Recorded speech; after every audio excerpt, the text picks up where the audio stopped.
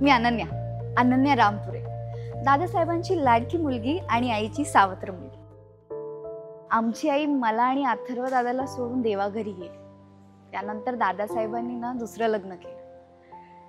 मी खूप वाचलं होतं की स्टेप मॉम ना मुलांना फार त्रास देतात. I was scared, but you know what, Manjiri आईने ना मला पोटच्या पोरासारखं वाढवलं. शी लव्ड अस, खूप जीव लावला तिने.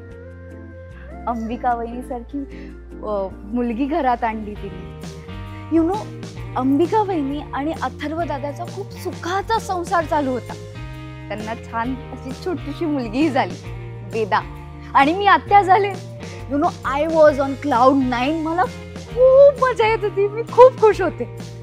आणि मी माझा स्वतःचा ना स्टार्टअप पण सुरू करत होते.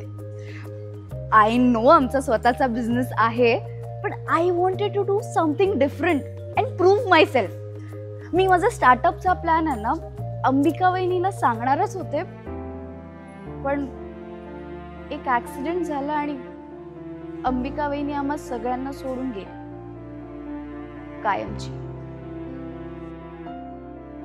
वेदाकडे बघून ना मला माझं चाइल्डहुड आठवलं. मी माझ्या परीने ना तिला खूप सांभाळायचा प्रयत्न करते, पण आता ना तिला आईची खूप गरज आहे. अथर्व दादाला अंबिका वहिनी सारखी बायको आणि वेदाला मंजिरी आई सारखी आई मिळेल का?